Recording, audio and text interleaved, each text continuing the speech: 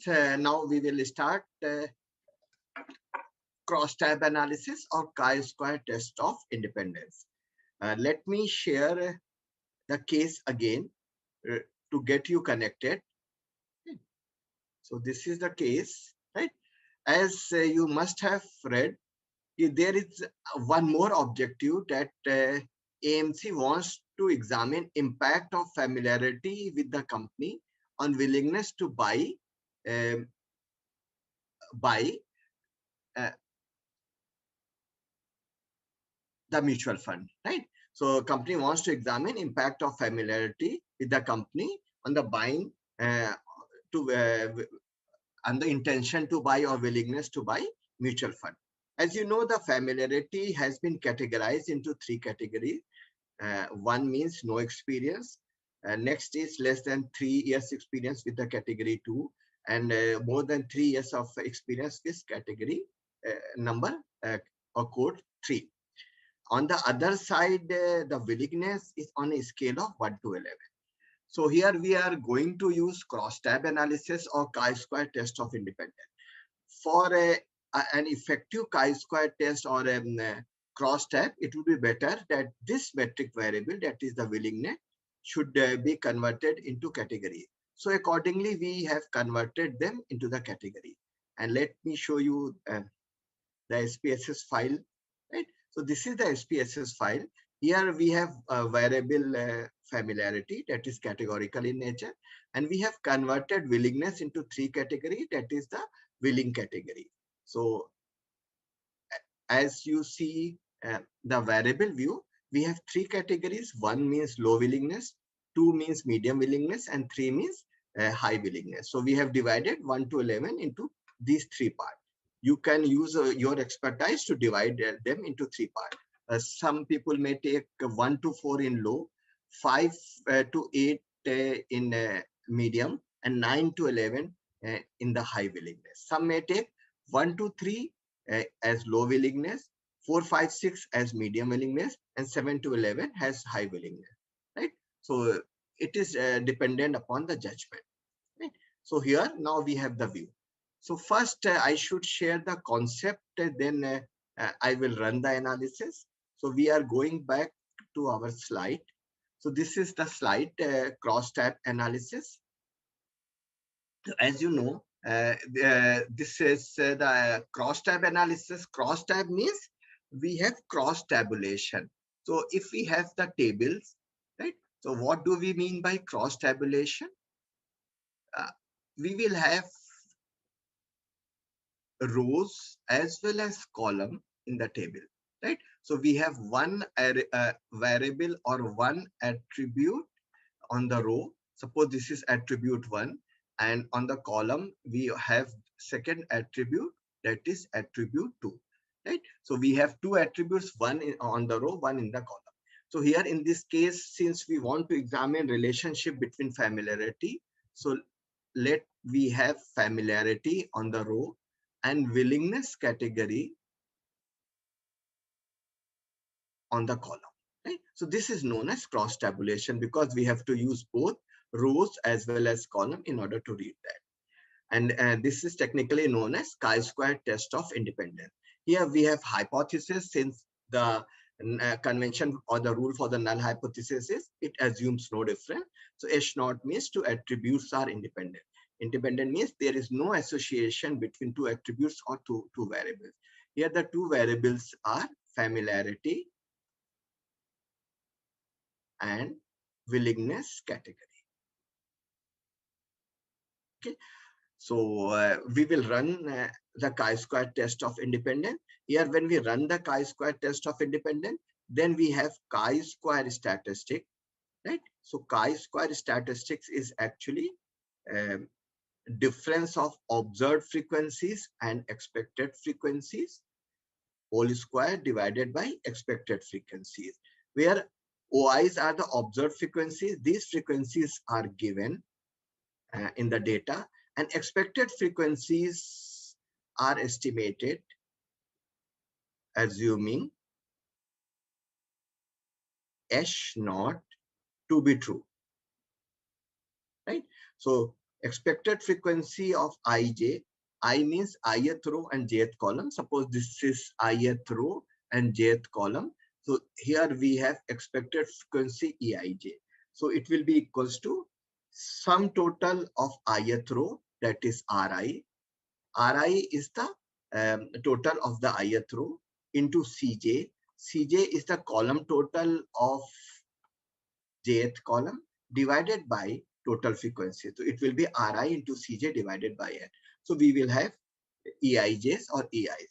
So if our distribution is following null hypothesis, means two attributes are independent, then there won't be much of the difference between observed frequencies and expected frequency.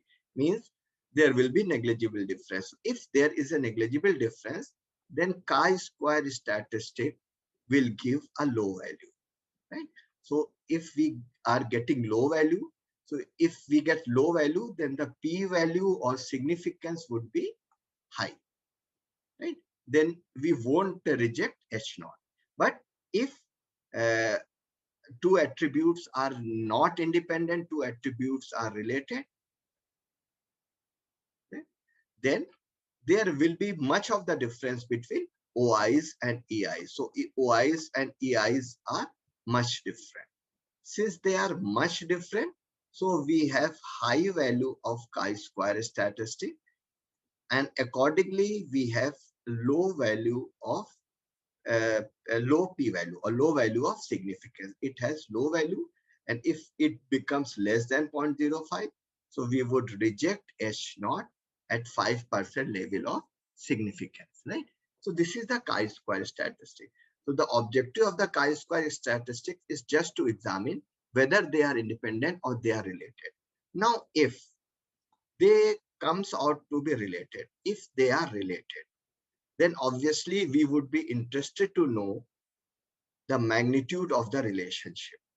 So we are interested to know magnitude of the relationship as it has been explained in the lambda on the following line. So we examine lambda also just to examine the magnitude of the relationship.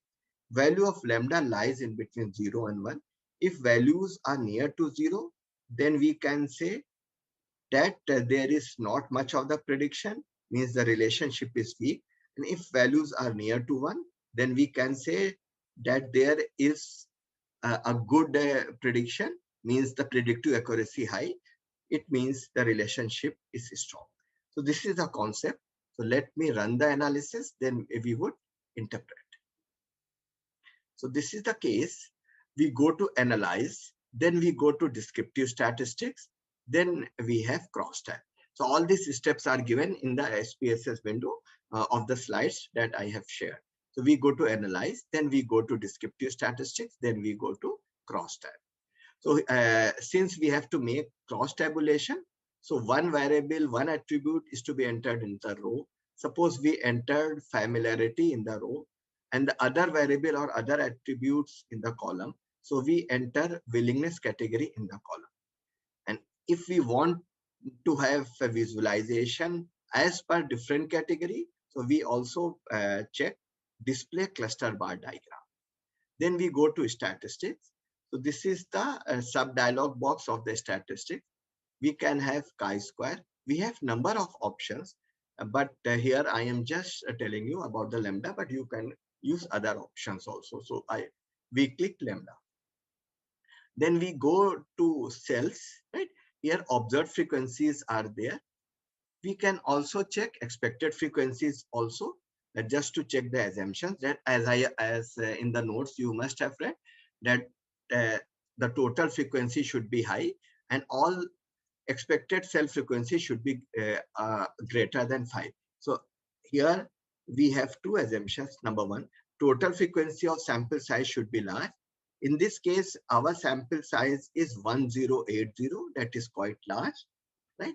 And each expected cell frequency should be at least 5. Otherwise, if these assumptions has not been fulfilled, then we cannot have the appropriate test for chi-square test of independence. Here you have the SPSS window.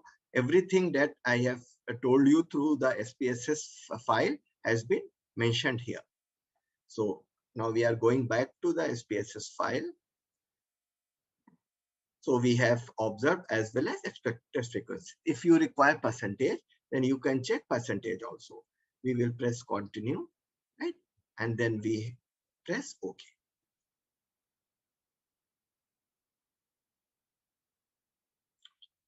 So let me share the output. So here we are having the output. Right? Here we are having the output. We have a sample size of 1080. There is no missing observation. Here you can check we have the cross tabulation. On the rows, we have familiarity. We have 3 categories of familiarity: no experience, less than 3 years experience, and more than 3 experience. And on the column, since we have instructed, we have low willingness, medium willingness, and high willingness. Here we have observed frequencies as well as expected frequencies. You can check that these values are different. We will check whether this difference is significant or not. Further, you can also check that the total sample size is 1080, that is large, and all the cell frequencies have all the cell frequencies are more than 5. You can check one is 49.7 and so on. So all both the assumptions has been there. Now we move to the chi-square test. Here the Pearson chi-square value is 12.9492. The value is 12.49 with a p-value of 0.014. Right? So let us go back to the board.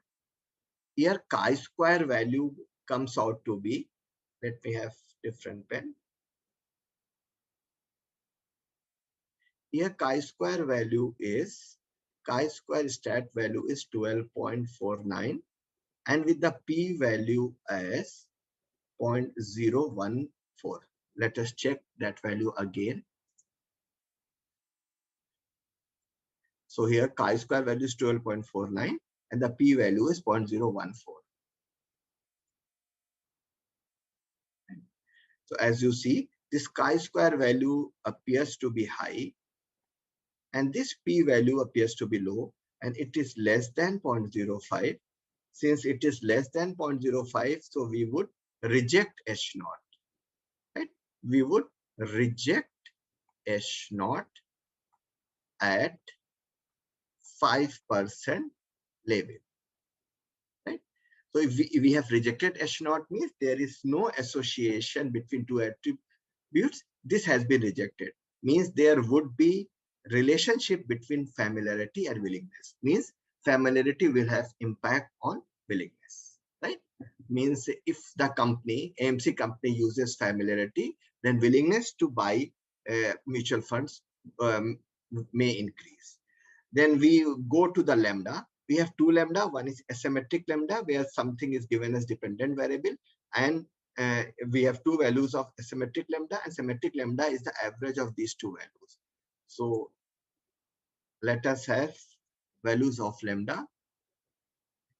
So here we have lambda. Symmetric value is 0.029, which is the average of these 2 values. So if we observe all these values, so these values are nearing to 0, means we are having low value of lambda. Since we are having low value of lambda, so we can say in this case we have low value of lambda. So we can say though relationship is significant, but this relationship is weak, means not much dependence can be done on the means not much dependence can be thought of in between willingness and familiarity. It happens because of low lambda, right? So let us check that value again, right? So here, if you take any of the lambda, all these lambdas are nearing to 0. Right? These 2, familiarity with AMC dependent and willingness category dependent, are asymmetric lambda, and average of these asymmetric lambda is known as symmetric lambda. So all these 3 value appears to be low. Since all these 3 values appears to be low, though that is they are significant, then we can say that the relationship is weak. So this is about cross-tab analysis or chi-square test of independence.